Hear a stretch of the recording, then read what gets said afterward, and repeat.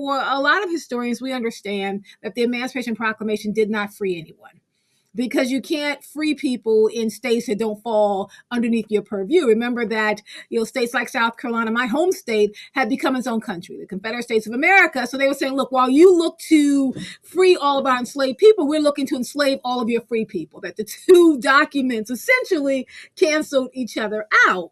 They had to then put some movement behind this document, and that was sending Union soldiers out, sending people out like Harriet Tubman from the Combahee River Collective, going out to let folks know you are now free. You're free not only because Abraham Lincoln released the Emancipation Proclamation, but because the soldiers are here. And we're going to make sure that you have your freedom, so you can come with us as, quote, contraband, or you can take your freedom where you stand.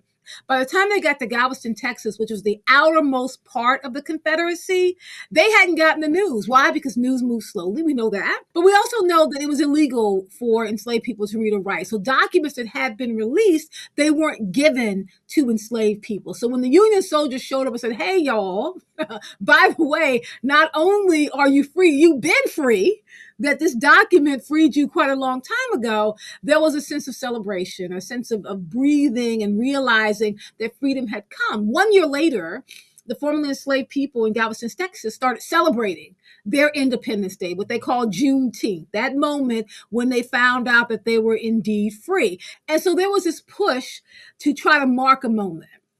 What is the moment of freedom? And there was debate. Is the moment when the last outermost parts of the Confederate States of America found out they were free? Is the moment when the 13th Amendment was released, which was on December 6, 1865? Was the moment when the Civil War ended? Like, what is the moment?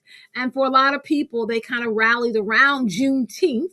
With that in mind, we know that we live in a country that Black history is something that is constantly being challenged, consistently being pushed. And unless there's a movement afoot, like with, say, Black History Month with Dr. Carter G. Woodson's work, if there's not a movement afoot, there are places around this country, people around this country that will never recognize the importance of Black history. Juneteenth is now a marked moment. I think it's interesting to add that within the Black community, we essentially have two holidays now, right? You can call it two holidays, even though President Barack Obama tried to change MLK Day to like a day of action. Truly, it should be a day for Black folks to rest, right? Because we're active all the time. We're always active. But now we have a holiday named after Dr. Martin Luther King Jr., which we all celebrate, although I do think it should uplift the nameless and faceless foot soldiers.